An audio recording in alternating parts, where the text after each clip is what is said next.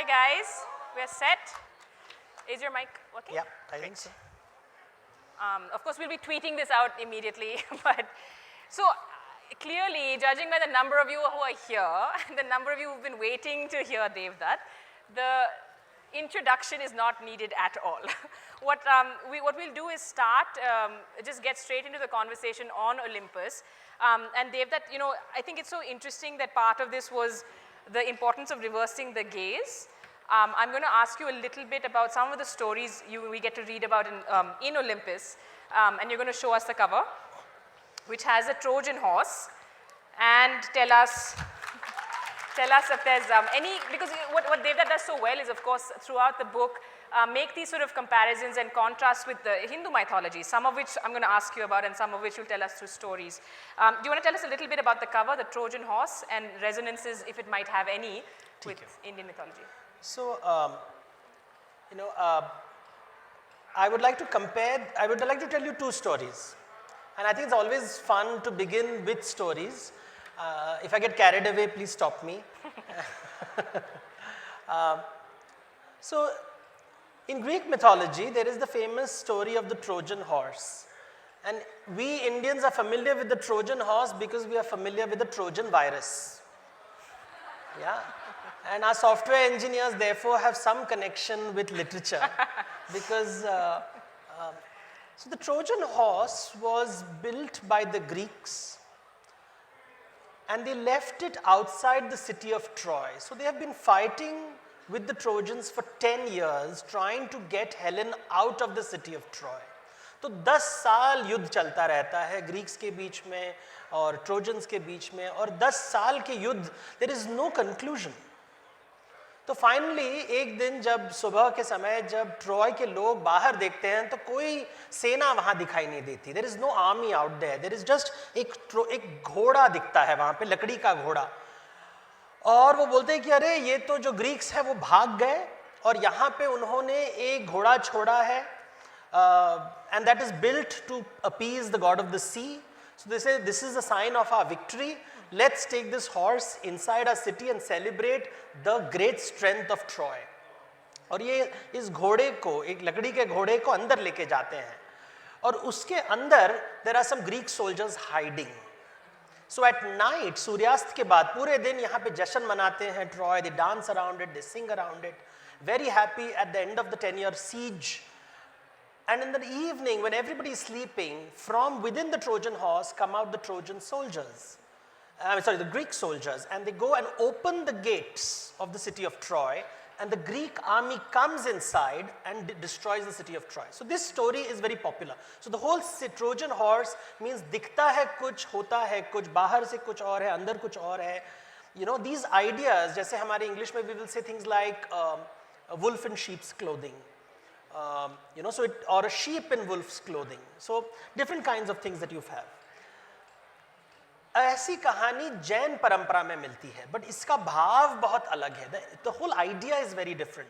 तो जैनियों में ये कहानी है कि there were a group of young men who were obsessed with a princess and they wanted to marry this princess and they were willing to kill each other for this princess. So they came to the city of this princess with their armies. They said अगर इसकी शादी नहीं होगी तो हम ध्वंस कर देंगे इस राज्य को. So the princess invites them to her mahal, all the princes. And when the princes come, she stands far away. They look at this very beautiful princess. And the servants and the das जो होते हैं बोलते आगे आइए, देखिए हमारी ये रानी है, राजकुमारी है, देखिए. And they keep walking towards the statue. And as they come closer and closer towards the statue, it starts to stink. एक rotten, stinking smell comes. And they say, oh God, this Rajkumari has a very bad badbu hai isme. You know, she's not using obviously, all those various fragrances and perfumes. So they're disgusted with her. When they come very near, they say, अरे ये तो राजकुमारी नहीं कठपुतली है. तो फिर राजकुमारी वहां आती है और बोलती है कठपुतली के अंदर मैंने खाना रखा था. रोज मैं इसको खाना खिलाती हूँ और रोज खिलाती हूँ और जो भी खाना अंदर बैठता है वो धीरे धीरे सड़ता है. तो ये जो शरीर तुम मेरा जो शरीर चाहते हो ये सड़ा हुआ जो बदबू आने वाला सड़ा हुआ अन्न है वैसा है ये मेरा शरीर और इसके पीछे तुम युद्ध करने को तैयार हो. शर्म नहीं आती? तो यहां पे एक कठपुतली है, एक राजकुमारी की कठपुतली, उसके अंदर छिपा हुआ है सड़ा हुआ अन्न। तो it's a Trojan horse story का पैरेलल है, ट्रोजन हॉर्स स्टोरी। बट देखिए भाव कितना अलग है। ट्रोजन हॉर्स जो लकड़ी का घोड़ा है, उसके अंदर ग्रीक्स बैठे हुए हैं। The Greeks are sitting inside to conquer a city. This princess is creating a wooden doll and she's filling it with food to create the feeling, the idea. She is inside this Kathputli is an idea. एक विचार है that you are obsessed with material things and you have to rise above material things if you have to understand जो जैन सत्य है. And this is the Jain use of the same idea कि बाहर से कुछ और अंदर से कुछ और है. So the Trojan horse story, which is very material, it's about conquest, about conquering and destroying a city, while the Jain story is similar theme, but the idea is very different. It was not conquering the world, it is about conquering your mind. तुम्हारे व्यसनों पर, तुम्हारे क्लेशों पर, तुम्हारे विचारों पे, तुम्हारे काम वासनाओं को ऊपर conquest. So I just find this very impressive. Same structure, but different cultures use the same structure to explain very different ideas. And I mean, exploring ideas that are obsessing them at the time, the kind of the issues that they're going through. You know, there's some other contrast that you bring in, which is so interesting because you have an explanation of the, I'm not going to take that as feedback from outside, but explanation of, you know, for Greek mythology, some of the themes that they explore, for example, creation, destruction, it's very linear. Yes. With the Hindu mythology or Indian systems of thought, it's obviously much more cyclical, which you point out. But you also said that the Greeks were clear that origin was chaos, yes, and the purpose is to find order, which is again contrasted. Can you? Yeah. So you see, the whole idea in Greek mythology and modern discourse is based on that. So if you, how many of you all heard Trump's speech? And you will see this Greek hero conversation कि दुनिया में सब गड़बड़ है और मैं सब ठीक करने वाला हूं.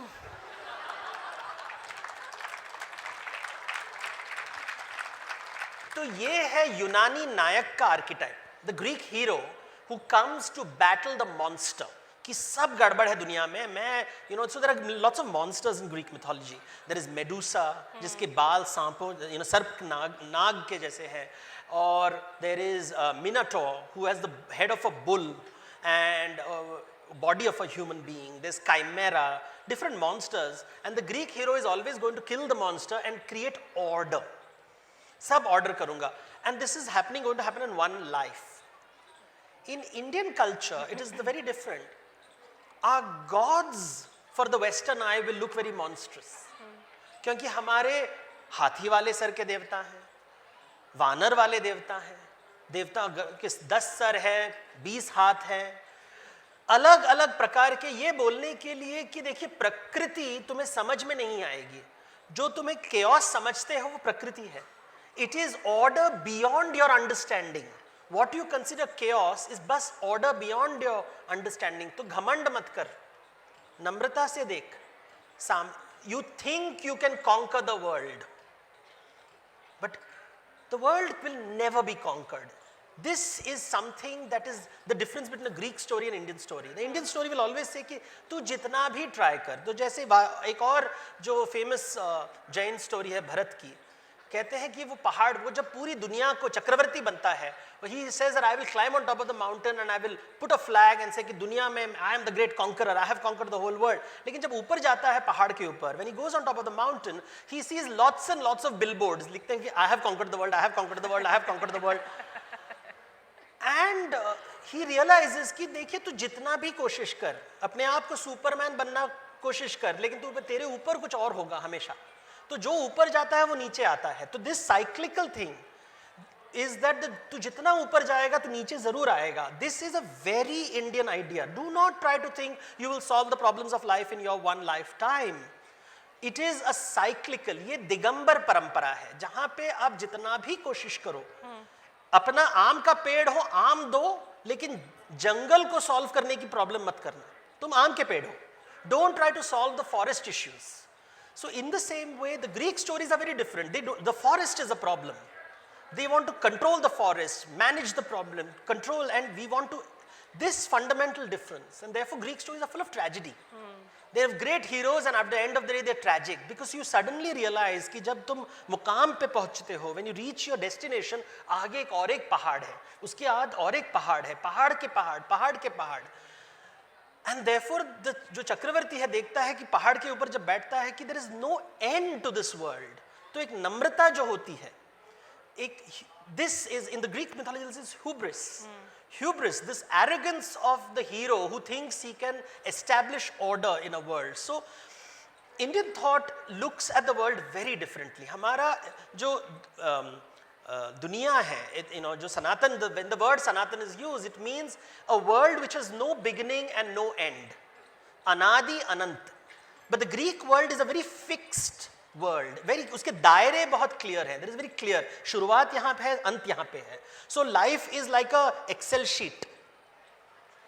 This cell to that cell. Everything is within limits.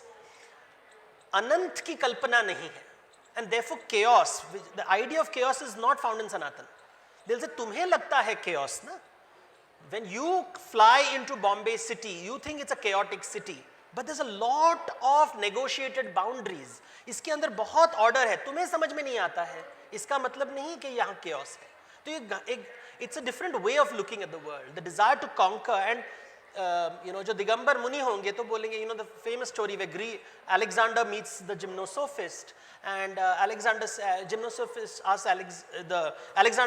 आप कर क्या रहे हो? तो दिगंबर बोलते हैं कि नहीं बस शून्य की कल्पना कर रहा हूँ.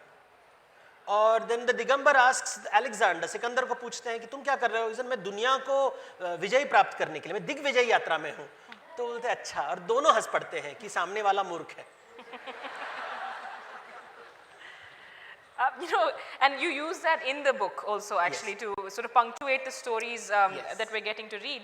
I do want to ask you though, all of these heroes, like you said, they have these incredible epic journeys where they're conquering a lot of obstacles put in their way, often by relatives, gods, whatever it is, but they almost always have a calamitous, tragic yes, end. Yes, yes. If you could take us through some of, like 1 or 2 examples of these stories, and also the reasoning behind that mythology, because their gods are not, like what comes after, because yes, they're very human in their failings. See, I'll tell you a problem that I faced. जब मैं, I work for a lot of television channels, and they all want to do Ramayana, Mahabharata, and they're all trained in the Western way of telling stories because they have learnt script writing. They have done script writing courses, in New York or in film institutes, and they all want to tell a story. And all stories are finite, right? एक शुरुआत होती है, एक अंत होती है. और आपको ये हीरो, तो वो बोलेंगे सर रामायण में मजा नहीं आ रहा है. क्यों नहीं आ रहा है? इसलिए वो राम जी का कैरेक्टर आर्क क्या है? तो आई सेड राम जी भगवान है, तो उनका कैरेक्टर आर्क नहीं होगा. तो इसी पर सर स्टोरी कैसे बन सकता है फिर? अच्छा, हजारों सालों से स्टोरी चल रही है, तुम्हें प्रॉब्लम क्या है? Because he is convinced in the Greek way of storytelling. The Greek storytelling is of a hero who goes on a journey, and the journey में वो खुद बहुत issues face करता है. वो धीरे धीरे mature होता रहता है, mature दुनिया के बारे में सीखता है, वो achieve करता है, achieve something. Sometimes he is victorious, sometimes he fails, और उसमें एक transformation आ जाती है. तो hero शब्द, जिसको नायक शब्द, ये बहुत ही यूनानी शब्द है. ये रामायण महाभारत में कभी नहीं होता. रामायण महाभारत के जो मुख्य पात्र होंगे उनको वो भगवान है. See, the difference between the super hero and avatar is this. जो सुपर हीरो होता है, he is an ordinary man who becomes extraordinary. तो वो छोटा होता है और बड़ा बनता है. So for example, Hobbit, when you see Lord of the Rings or you see the Hobbit's journey, you see an ordinary Hobbit transforming into larger than life. Harry Potter की पिक्चर देखो तो एक छोटा बच्चा है जो बिकम्स लार्जर देन लाइफ. तो एक सुपर हीरो की जर्नी होती है. साधारण मनुष्य, स्पाइडरमैन, साधारण मनुष्य जो बहुत ही एक्स्ट्राऑर्डिनरी हो जाता है and used to deal with special powers. जो अवतार रामायण राम की कहानी है, महाभारत कृष्ण की कहानी है, यहाँ पे भगवान अवतरित होते हैं. सो इट इज, जो अनंत है वो एक मॉर्टल का रूप लेता है, जो बड़ा है वो छोटा रूप लेता है. वो उसको सब ज्ञान है, आगे का पीछे का सबका ज्ञान है, और वो एक छोटा रूप लेता है, उसको सब पता है. तो राम जी वहां पे जन्म लिए हैं, रघुकुल में बड़े राजा, बड़े बेटे हैं, and he has to live the life of a mortal man, and he has to deal with stupid people. जो अपने आप को बोलेंगे कि हम बहुत स्ट्रांग है, बहुत पावरफुल है, and he has to look and से मैं क्या करूं, बिकॉज वो बांधे हुए हैं, उनका जो शरीर है, उनका जो जहां पे उनका जन्म हुआ है, he is limited by his body, he is limited, क्योंकि वो योनि से जन्म लिए, he is born of a mortal man, उसका he cannot change the rules of the game. He is born in a royal family is to follow the rules of the game. He cannot say that अरे मैं God हूँ, I can do this, मेरे पास magic wand है, नहीं.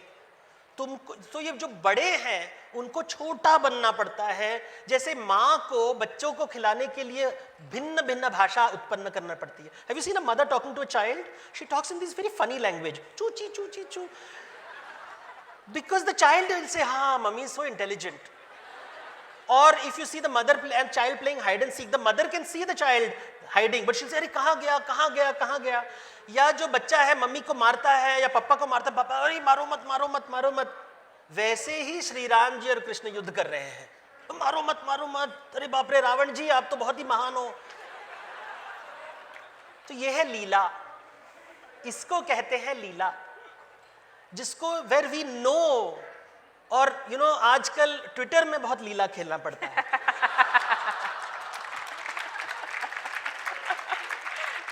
If Ram had a Twitter account, how would that go? Oh man. तो ये जो भाव है, ये आपको इलियड एंड ओडेसी में नहीं मिलेगी. And if you try to compare Iliad and Odyssey with Ramayana and Mahabharata, it is flawed because the paradigmic structure is different. So अभी ये से बात करें तो बोलते बड़ी बड़ी इतने complicated है, because it's a different world. यहाँ अनादि अनंत की बात कर रहे हो, यहाँ पे अनादि अनंत की बात नहीं कर रहे हो, यहाँ achievement की बात कर रहे हो. You know, this difference people don't understand, and therefore they assume all stories are the same. All stories are not the same. They exist in different ways of imagination, different structures. जब तक ये भाव समझ में नहीं आएगा तब तक आप रामायण समझ ही नहीं पाओगे. And this is something that you keep explaining. So what happens in a Greek story? You'll have this Greek man, so whether you're reading the story of Hercules, Theseus, Perseus, Jason, Achilles, Odysseus, Aeneas, सब एक यात्रा में जा रहे हैं. It like they're going on a journey. They want to achieve something. Jason wants to get the golden fleece. Hercules wants to do the 12 tasks so that he can repent for killing his wife and child. ये बहुत ही उनमें जुनून होता है या बहुत ही व्यथा होती है. There's a lot of torture in them, and they're going on this journey and they're conquering, they're defeating enemies, they are finding beautiful women, there are damsels in distress, there are monsters to conquer. कुछ देव होते हैं जो उनको support करते हैं, the gods who support them, there are gods who oppose them. They are living their life, they're struggling. एक जुनून है, they are struggling and struggling and struggling.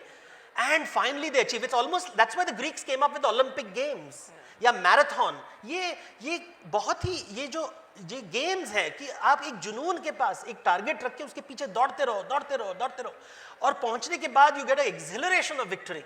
आप जीत गए और उसके बाद कहानी का दूसरा भाग शुरुआत होता है, जब आपको लगता है कि हाँ अचीव कर लिया तो क्या हुआ. अनंत में तुम्हारी यात्रा का कोई मायने नहीं है. If the denominator of your life is infinity, the value of your achievement is 0.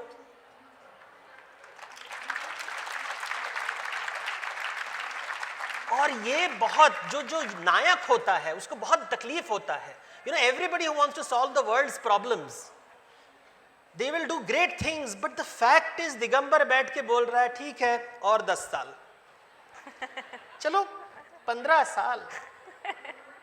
One day your body will let you go. Yeah. One day the body will let you go and you will watch the world carry on without you. This horror is something in the Greek is a tragedy. And in the Sanatan family of religions, it is wisdom. So the Buddha, the Tirthankara, the Avatar, they watch and they say, Shanti.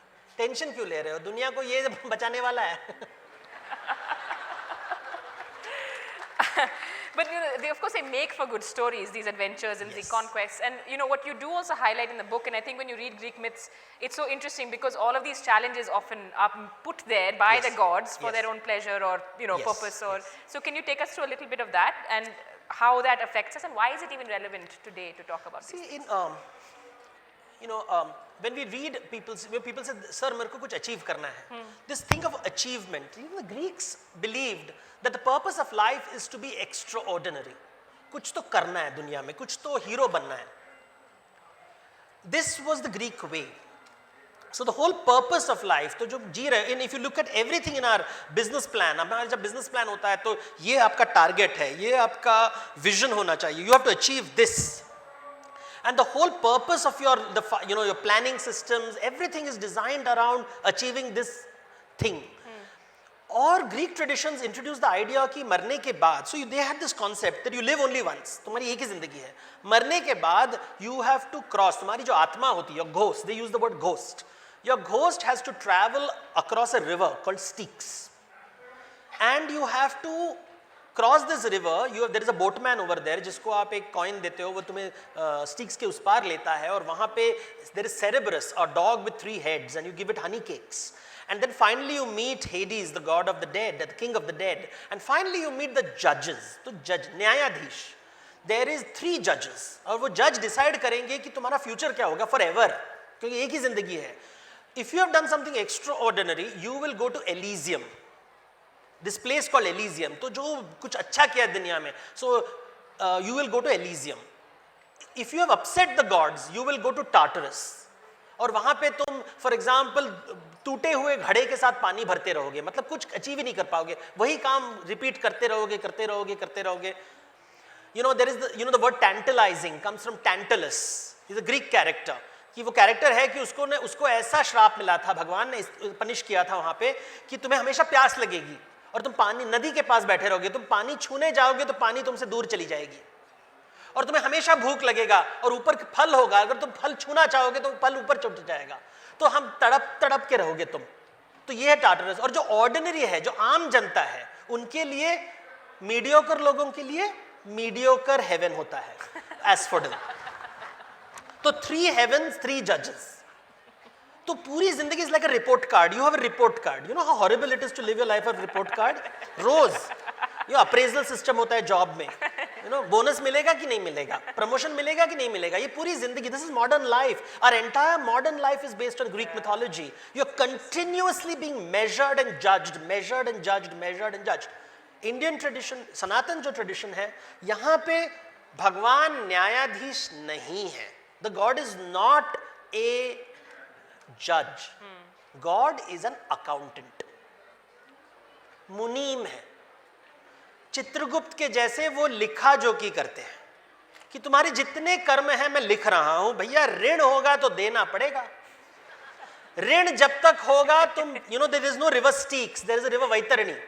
As long as तुम ऋण में हो, as long as you are in debt to the world, तुमको वैतरणी के उस पार से इस पार आना पड़ेगा. You have to keep coming, keep coming, keep coming.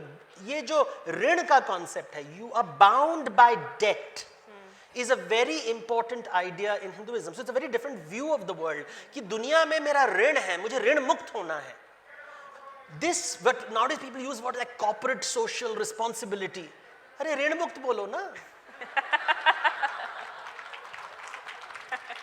ऋण होता है. आप हमेशा जो भी कार्य करते हो, you are lucky to have a body, you are lucky to have a healthy body, you are lucky to be born in a family that can afford to feed you, you are lucky to have parents who love you, you are lucky to have an education. तो ऋण में हो तुम, तुम्हें ऋण चुकाना पड़ेगा. देव ऋण होगा, पितृ ऋण होगा, ऋषि ऋण होगा, देव. तो नेचर के साथ, with animals, birds, so many animals and plants have to die so that you can live a normal life. To build your, ये जो डेवलपमेंट हम बोल रहे हैं, एक रास्ता बनाने के लिए हमें 100 पेड़ काटने पड़ेंगे. तो ऋण में आ गए तुम ऋण में हो.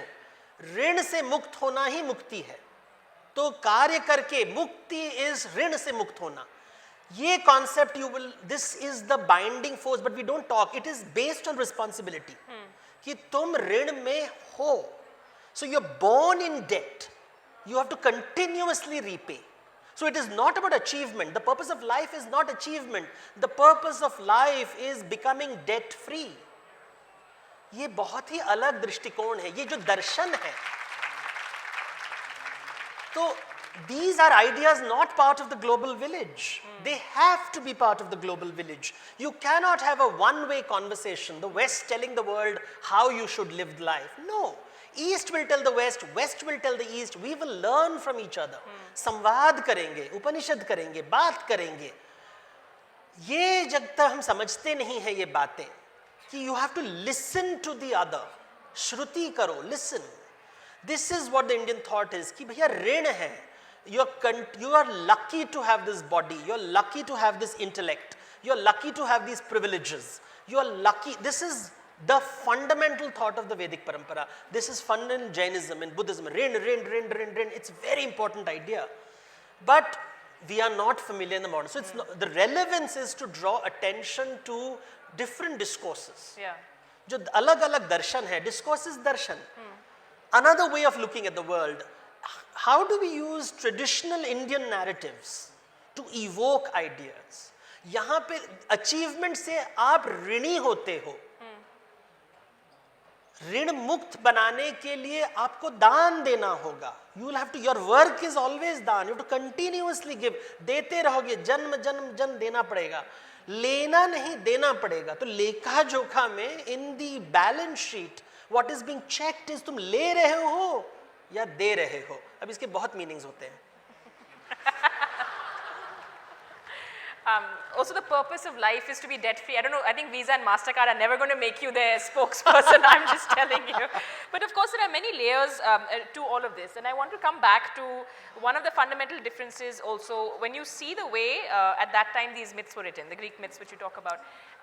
For so many of these heroes and characters, that sort of preordained or prophecy note was very important. Yes. And sometimes that's mistaken also for, this belief in karmic. Can you tell us a contrast? No, see, prophecy is not part of Hindu traditions.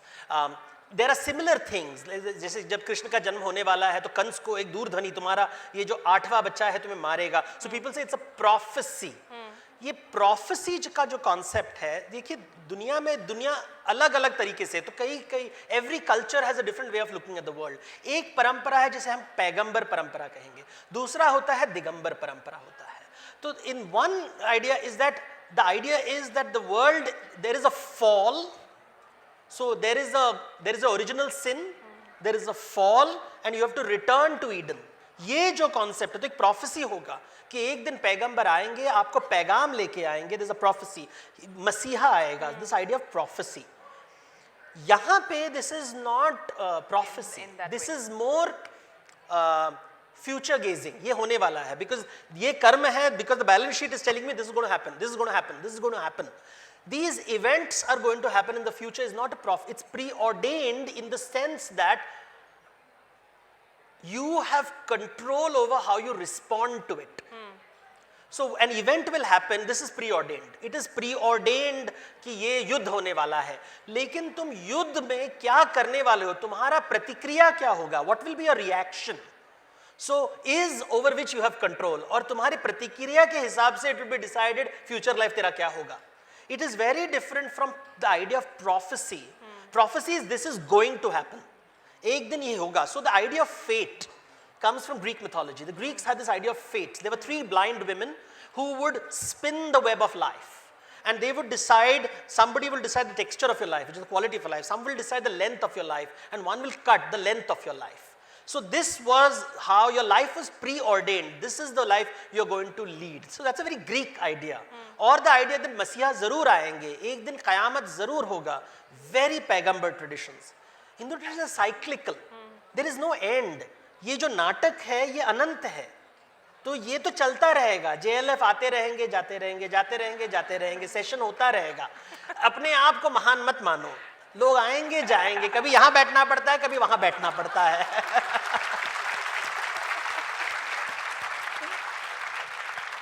तो prophecy है कि देवदत्त पटनायक आज 2:30 को यहाँ पे बात करेंगे, लेकिन आपकी प्रतिक्रिया क्या होगी हमें क्या? That remains to be seen. But again, just to come back to, because you said, for example, there are some superficial similarities. Yes. Like in the case of Christian, in the case of was it Cronus, who tried to kill all of his children because it was preordained that Zeus would be born? And yes. Maybe So in the Greek mythology, one of the things that you see is that there is a great fear of the younger generation. तो पिता और पुत्र के बीच में हमेशा competition होता है. So the father is, oh my God, I think I just discussed politics.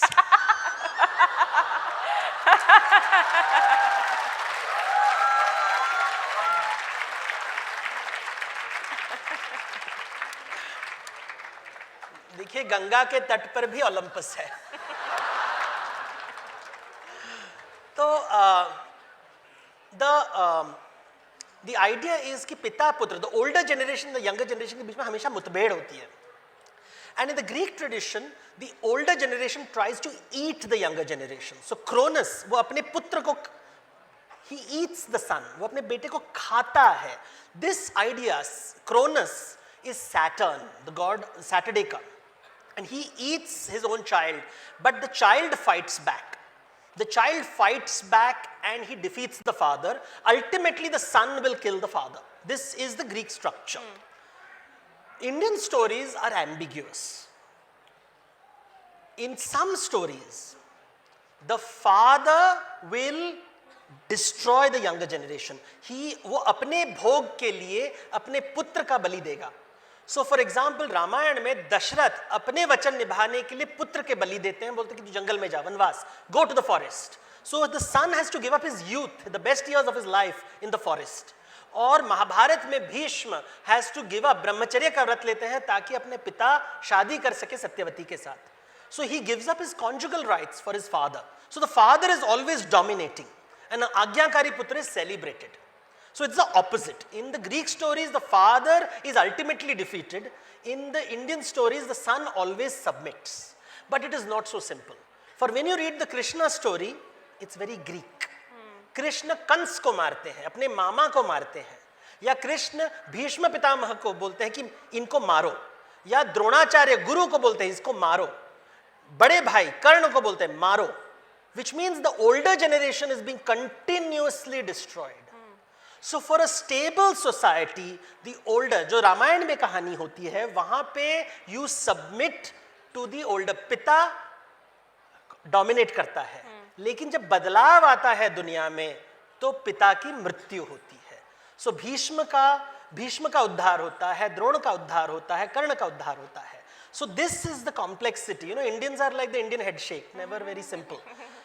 This complexity जो पिता पुत्र का रिलेशनशिप है, कब आज्ञाकारी पुत्र इज गुड और कभी पिता बेटे को कहना चाहिए पिताजी वनवास लेने का टाइम आ गया है. हम उसको वनवास नहीं बोलेंगे, हम उसको बोलेंगे वर्णाश्रम धर्म में लिखा गया है कि after certain time retirement is good, which our parliament doesn't listen. More politics from you today. No, Good. But you know, there are also, and I think you say this in the book, you make a couple of comparisons where, for example, Krishna with the sort of, there are again, it's possible to make superficial comparisons to Hercules with some of the tasks. Those tasks are also very fascinating. Yes. Could you tell us a little bit about? See, the Hercules, you know, it's when the Greeks, for many centuries, we had a lot of Indo-Greeks live in India. You know, Alexander, जब सिकंदर आए थे 2,300 years ago, he came with a lot of ideas, and after him बहुत यूनानी लोग आए थे India में, तो उनके बहुत relationships दिखते हैं. So Megasthenes made a comment कि भारत के लोग Hercules की पूजा करते हैं. So it's a very strange comment. Why would he say that? And then you realize there are stories and visuals that sort of there are these superficial similarities. In fact, one of the theories is Hercules शब्द आता है हरि कुल एश. तो हरि कुल का ईश्वर ही Hercules है. तो of course हम लोग बोलेंगे देखा सब इंडिया से ही आता है. But chauvinism aside, chauvinism is good over a cup of tea. But these stories, for example, जो Hercules है, he is defeating the Hydra, the multi-headed serpent Hydra, and Krishna is dancing on Kaliya Nag. So when you see the images, लगता है कि अरे बहुत similarity है. या there is a story of Krishna fighting a lion, जो श्यामंतक GeM का story है, where he fights a lion and defeats a lion.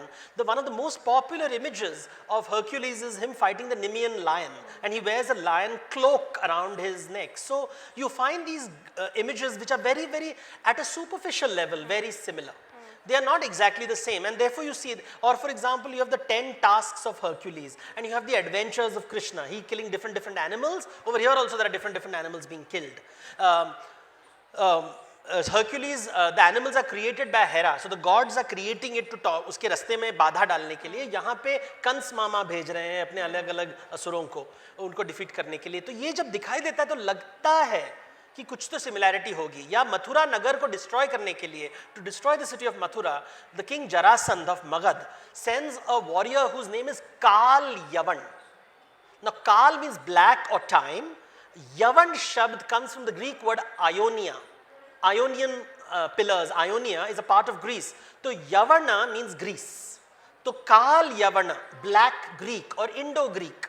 So is there a relationship? Pata nahi. You know, so we don't know. These are relationships because for about 200 years, very strong relationships with Greece. We had, I mean, the legend has it that Chandragupta Maurya in his harem had princesses. Seleucus Nicator's daughter he was married to one of them. Her name, they say, Helen. Of course, these are all legends. We don't know for sure. But we know that he had female warriors, Amazons from the Greek kingdoms to protect him. So he had a whole army of women protecting him. So these ideas, there is a lot of these kind of similarities are there. Whether they should be taken, when you read, for example, the Theban Wars, जहाँ पे दो भाई अपने बीच में लड़ाई करें, जो Oedipus के दो बेटे हैं, they are fighting over the land. You suddenly realize, अरे ये तो महाभारत जैसा है, जमीन के ऊपर लड़ाई हो रही है दो भाइयों के बीच पे. या अगर आप हेलेन ऑफ ट्रॉय की पिक्चर देखें, so somebody told me, oh, you know, the Trojan War is just like the Ramayana. But you know, this is superficial. Look at the big difference. In the Greek story, Helen is willfully, she elopes with Paris. And the Greek war is between two armies because the wife has chosen the other side. तो मर्दांगी को ठेस लगी है. यहाँ पे भी मर्दांगी को ठेस लगी, but अलग है. सीता का हरण हुआ है. तो there is a different kind of war being fought on either side. So the Trojan War superficially looks like the Ramayana. The Theban War superficially looks like the Mahabharata. Hercules superficially looks like Krishna. So you can find superficial similarities. या वो famous story है कि you know, Achilles की माँ Thetis, she wants to protect her son. She's obsessed with her son. You know, there are many mothers who love their sons so much they want to make them immortal. So she picks her son when he's a baby and she tries to dip him in the river Styx. The story कि वो नदी में अगर उसका शरीर में पानी लग गया तो he will be no weapon will hurt him. But she जो जहाँ पे पकड़ा है, the ankle bone, this Achilles tendon is not touched, so that becomes his vulnerable spot. और यही कहानी हमें महाभारत में मिलती है कि गांधारी जब अपना पट्टी बांध के दुर्योधन को देखती है तो कहता है कि तू नग्न में रूप में आ, so every part I will see will become safe. But वो कहता है, लेकिन कृष्ण बोलते कि नहीं नहीं नहीं मम्मी के पास जा रहा है, थोड़ा तो शर्म कर. तो वो थोड़ा एक लीफ डाल देता है अपने on his loins, and therefore that becomes vulnerable. So that vulnerability की idea जो आपको Greek mythology में मिलती है, वैसे ही story आपको again superficial difference, but it's fun as I said. And also there obviously was some sort of there could have been some. There was some exchange for sure. Yeah. The sequel to this book will be, you know, but also, you know, for example, Helen you talk about, and what's not really well known is that her character was a little bit, we don't actually know her motivations. Yeah, we don't know. Helen, see, the thing is, the gods, I think the gods are playing games. The Greek gods will always have relations with humans and they'll create special kind of creatures. Now, mostly they create male children who are heroes, who fight. So all the gods create male children, but not always. Helen is also a child of of Zeus. And Helen has been created to create war between human beings. So the purpose why Helen exists is to make the Greeks, wo de ghamandi ho gaye hain, so to destroy the Greek civilization. So she has been created, she is this very ambiguous creature. You don't know, does she love the Trojans, does she love, जो उसे देखता है प्यार करता है, जो देखता है उससे प्यार करता है. And you suddenly realize ये द्रौपदी जैसे लगती है. Because wherever she goes, but Draupadi is very passionate and she is demanding vengeance. Helen is very quiet. In fact, the story goes कि जब युद्ध होता है तो उसके जो पति हैं मेलेनोस उनको मारने आते हैं. तो तलवार निकाल के आते हैं कि मैं उसको मैं मार डालूंगा. And then she just goes and she looks at him. और वो अपना, they say that she undoes her dress and he looks at her and he just वहीं पे पिघल जाता है, आजा घर.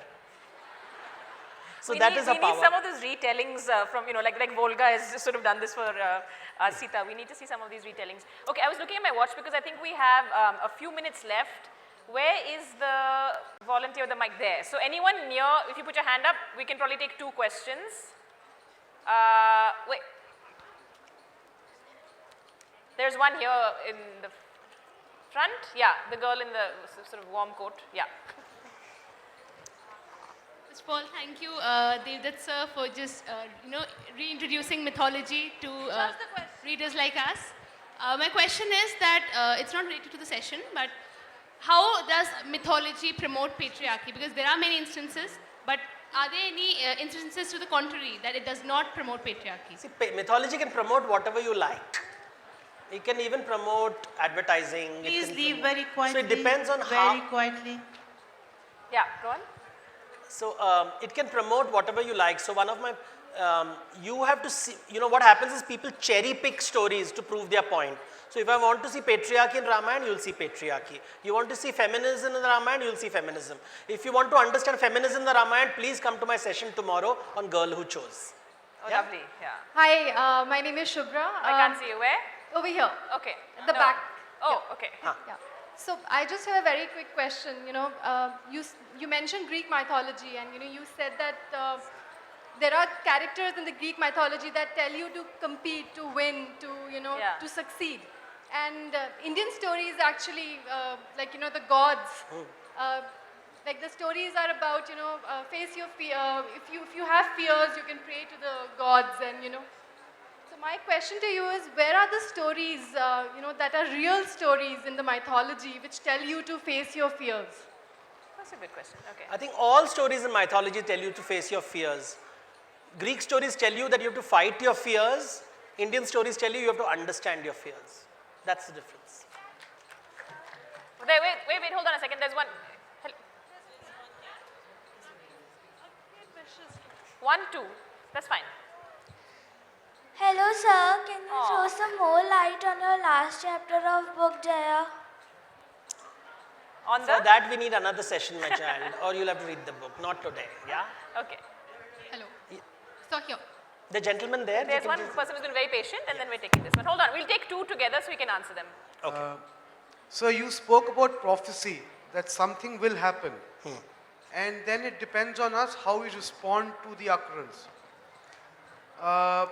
I would refer to the Gita where Sri Krishna says, that's what I'm coming to, where Sri Krishna says, please correct me if I'm wrong, that nothing can happen, not even a leaf can move without my will.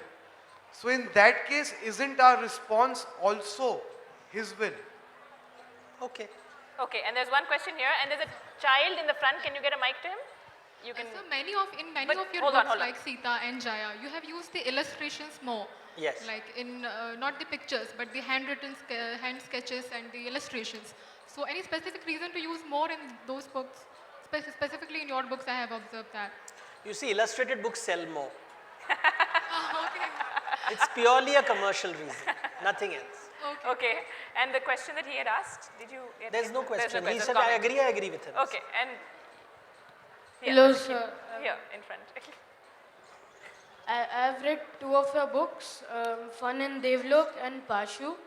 So I saw that Pashu is really mythological, whereas Fun in Devlok is sort of modernized. So why did you want to do so? Because I wanted to have fun with Devlok. See, as you can see, we're focusing on the kids. There's one more here because we're not like those older people that he was talking about. Go ahead. आपने एक book लिखी थी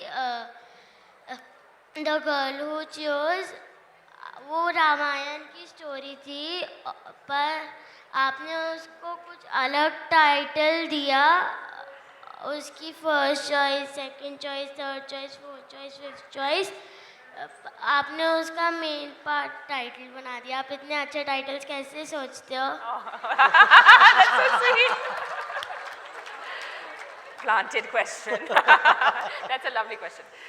Thoughts on titles, and we'll take maybe one last. देखिए title, जब किसी को mummy खाना बनाती है ना, तो खाना आपको अच्छा नहीं लगता, तो वो अलग अलग तरीके से बनाती है, कभी अलग अलग शेप देती है ताकि तुम उसको खाओ जो भी ग्रीन वेजिटेबल्स होते हैं खाना नहीं चाहते हैं तो उसमें मिठाई कुछ डाल के, वैसे ही मैं हमेशा सोचता हूँ कि मेरा जो कहानी है वो एक प्रकार का खाना है, तो जो दुकान में जाएगा बोलेगा कि नहीं मुझे वो खाना है, तो ऐसे मैं टाइटल लिखता हूँ. Yeah, sure. So I have a very quick question. So far, before Olympus, you've been writing about Indian mythology. So, what inspired you to write about Greek mythology now? See, 10 years ago I wanted to write this book. My publisher says it won't sell. Now I've written it with the appeal that it will sell. So please buy. How are we for time? Do we still have 5 minutes? Are we done? Oh, we have 10 minutes then. Oh, we have. Yeah? So there's a girl there in the cap and specs. But you all have to sit down who are Right, raising right, their right. hands. I don't know why they wrapped. Anyway, there's one here. We'll take 2-3 questions. We have time, so aram se. Aram se. And infinite lives, remember. We'll be here again. Thank you. So basically, there's a theory, we studied this in college, that literature is transferred. So because there was, in India especially, because there was so much transfer of thought, the stories get transferred, and a lot of stories, so like a lot of Shakespeare stories are actually from Greece and from Asia and all of that. So is it possible that even mythology is technically these stories which just got modified, like even the Duryodhan story or any other story, it's just the same story, but as it got transferred, people adapted it to suit their areas. This theory basically says that people can't think original ideas. So it's a theory which sort of dismissive of human beings. Say that humans can't come up with original ideas and original stories and original plot points. It also assumes that ideas are, when it says ideas are being transferred, where did it originate? And that is a political question. Because the West would say that it originated in the West, the East will say it originated in the East. So these kind of theories are while nice, but underlying these theories are a lot of, at one level as I said, it is dismissive of local native intelligence कि उनके पास original idea हो ही नहीं सकती है, कि it has to come from somewhere else, that they cannot think original, or that all ideas come from one part of the world or from the other point of world. So one has to be very careful of these theories, and they remain theories. It is impossible to prove them. Okay. So मैं सुबह से सोच के बैठा था कि ये question तो आपसे पूछूंगा. जी. तो आपको लगता है कि जो एंशिएंट टाइम्स में जो विमेन को राइट्स ज़्यादा मिलती थी और अब कम मिलती हैं, या फिर आजकल के लॉज का विमेन गलत फ़ायदा उठा रही हैं? बिकॉज अगर हम देखें स्वयंवर जैसी प्रथाएं जो पहले थी वो विमेन को एक्चुअली चॉइस देती हैं. देखिए राइट्स का कॉन्सेप्ट 100 साल से भी कम है, इसके पहले ये कॉन्सेप्ट था ही नहीं. हर समाज में कभी उतर चढ़ाव होता रहता है. तो अगर आप महाभारत देखो तो महाभारत में जब गंगा की कहानी होती है तो गंगा कहती है कि अगर मुझे शादी के बाद पूरा फ्रीडम चाहिए, और शांतनु कहता है ठीक है ले लो. सत्यवती कहती है अगर मैं शादी करूंगी तो मेरा बेटा राजा बनेगा, वो कहता है ले लो. वो एक लेवल. उसके बाद जब आता है दूसरा पीढ़ी आता है तो भीष्म 3 औरतों को उठा ले आते हैं और बोलते हैं कि तुम्हें जबरदस्ती शादी कराएंगे. तो हमारे महान भीष्म पितामह 3 औरतों को उठा लेते हैं और बोलते हैं कि जबरदस्ती तुम्हारी शादी होगी मेरे छोटे भाई के साथ. सो सडनली आप देखते हो कि जो फ्रीडम था, उनकी माँ के पास जो फ्रीडम था और उनकी सौतेली माँ के पास जो फ्रीडम था, वो उन घर के बहुओं में नहीं होता है. जब पति मर जाते हैं तो बहुओं को कहा जाता है कि तुम्हें नियोग करना है किसी और के साथ, हम डिसाइड करेंगे. तो मतलब आप पतन देख रहे हो. उसके बाद एक आती है उनके घर में एक स्त्री जिसका नाम है गांधारी, जो अपनी आंखों पे पट्टी बांध रही है. तो एक और पतन बन रही है क्योंकि वो पतिव्रता बनने के लिए वो आंखें पे पट्टी बांध रही है. तो अब धीरे धीरे धीरे करके एक प्रकार का समाज में आप देख रहे हो कि स्त्री का दर्जा धीरे धीरे धीरे नीचे हो रहा है. लेकिन जो नीचे होता है वो ऊपर भी जा सकता है. तो आजकल अगर आपको एक गर्लफ्रेंड है वो बोले कि शादी करूंगी लेकिन उसके बाद भी मुझे पूरा फ्रीडम दोगे? Hi sir, I'm a big fan of your work. So my question is that obviously there's a huge parallel between Greek and Rome. Like we have Zeus, we have Jupiter, you have Hera, you have Juno. So do you think that Indra is also sort of Zeus? It's just we are used to more sparkly thing. That's why we imagine him with a golden mukut. So do you think there's a parallel drawn like between Indra and Zeus or Jupiter? No, there isn't. And if you want to know the details, please buy this book. And it has all the answers in it, yeah? We still have a few more minutes. Okay, there's one there and there's a child in front again. So, So if you look at Christianity or Islam, the way it has been narrated over a period of time, it's treated as history. Yes. Whereas when it comes to Indian religions and Greek religion, it's treated as mythology. So one is, when do we change that mindset? And the second question is, when you write your books on Indian stories, do you treat them as historical characters or mythological characters? Okay, so you are still following a very 19th century way of thinking. So that what you said just now is very 19th century. In the 19th century, polytheism was mythology. So whenever culture have many god, that is mythology, and when you have monotheism, it is not mythology. In the 21st century, we will say anybody who thinks of theism is mythology. So polytheism is also mythology, monotheism is also mythology.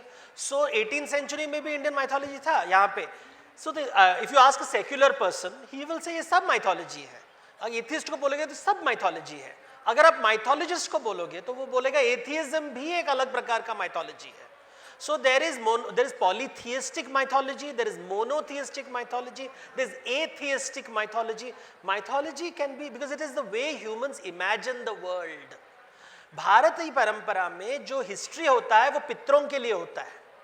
जो पितर जो मर गए, भगवान की कहानी केवल पुराणों में होती है.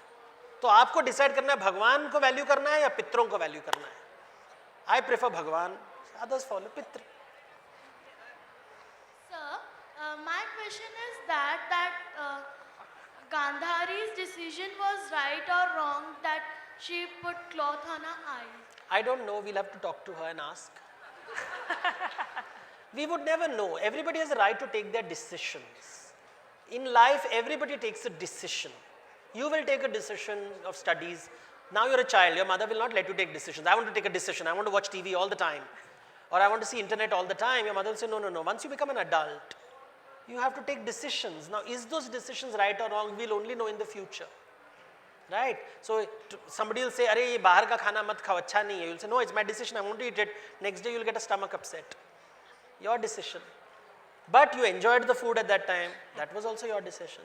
So, Gandhari takes a decision. You have to understand why she took the decision. Think about it. If you think right and wrong, there is no right decision in this world. Every decision has good points and bad points. So, the Ramayana is about a girl who chose. Sita takes 5 decisions in the Ramayana. We will discuss those 5 decisions tomorrow, not today. So, that's an invitation for you all to come yeah. there. Well done. Okay, there are a couple more. Yes, there's one. Yes. Sir, question sir. बचपन में जब कहानियाँ पढ़ते थे तो राक्षसों की शक्ल हमेशा काली होती थी और भगवान हमेशा गोरे या तो ये रेसिज्म किसी प्रकार का नहीं हमको बचपन में सिखाया गया. देखिए जब हम प्रहलाद को देते, प्रहलाद भी असुर है. हिरण्यकश्यपु इज असुरा, उनके बेटे का नाम प्रहलाद है. तो हिरण्यकश्यपु को हम काला बनाते हैं और प्रहलाद को गोरे. तो हमारे मन में ये विचार है कि देखिए there are 2 reasons. One is simple racism कि रंग भेद है ये कि सफ़ेद रंग इज सुपीरियर और काले. और हमारे देश में तो रंग भेद है ही है. हम कृष्ण को भी काला नहीं देखेंगे, नीला देखेंगे. कृष्ण काला नहीं हो सकते, वो श्याम वर्ण का मतलब एक्चुअली नीले हैं. We prefer blue to black. मेघ वर्ण घन श्याम, लेकिन नहीं कृष्ण काले कभी नहीं हो सकते. टीवी में मैं काम करता हूँ, सो आई कीप सेइंग अरे इस एपिसोड में कृष्ण को थोड़ा काला लड़का, सर रेटिंग नीचे जाएगा, हमको गोरे कृष्ण चाहिए. तो गोरा कृष्ण की दुनिया आ गए हम. ये है कलयुग, कलयुग आ गया. लेकिन ये दूसरा आइडिया है कि ये दिखाना चाहते हैं और भारतीय परंपरा में कि जो अंधकार से हम डरते हैं, आप किसी को भी अंधकार में ले लो तो वो डर आता है, और जब दिया ही दिखा देता है तो आपको एक होप आता है. तो इसलिए आर्टिस्ट हमेशा काले रंग को, लेकिन भारतीय परंपरा में बोलते थे भगवान अंधकार में भी है, इसलिए वहां पे श्याम भी काले हैं, श्यामा भी काली है. तो काली का रूप भी काला होगा, कृष्ण का रूप भी काला होगा. तो काले और शिव जी का रूप गोरा होगा और गौरी का रूप गोरा होगा. तब गोरे काले दोनों को मिला के, ये भारतीय परंपरा है. अंधकार से डरते हो लेकिन वो भी माता है, और जो दीप से तुम्हें प्रभावित होता है वो भी माता है. दोनों माताएं हैं. तो तुम, ये है भारतीय परंपरा. पाश्चात्य परंपरा है आप दीप के तरफ जाओ. भारतीय परंपरा है इधर भी मत डरो उधर भी मत डरो, क्योंकि वो दीप एक दिन आपको जला सकता है. So the last question here. Okay, so my question is, you talked about how Western religions have kind of set our life course, but being situated in India, for us it goes side by side, and a lot of people do take religion seriously. And my question is about, what about systematic oppression? Be it of LGBT community or the castes or women per se. And you talked about Rishi Rid for a bit. So I would want to look more into it.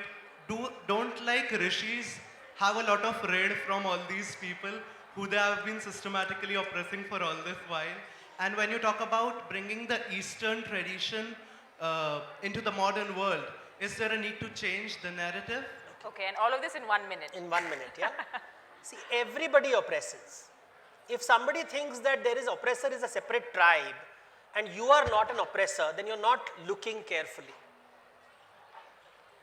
I always tell people, let's look at a woman in an upper caste and a woman in a lower caste. From a woman's point of view, in both cases, she's in a patriarchal setup. It is not that because in a lower caste setup, she's not oppressed. Her biology is oppressing. LGBT community in the upper caste is also oppressed, in the lower caste also is oppressed. So we have to be careful when we use words like oppression. Because from this point of view, what looks like oppression, in the other, you become the oppressor. So I may be fighting for LGBT rights, but I'll be denying women rights in my family. Or I will be not giving my sister an equal share in the property. So that can happen. So you can be a person who is really fiercely fighting LGBT rights, but don't believe your sister should get equal rights. Or you could be a man fighting caste issues and saying all the Brahmins are evil, but at home you will treat your wife very badly. So oppression is a very complex idea. Every human being is an oppressor.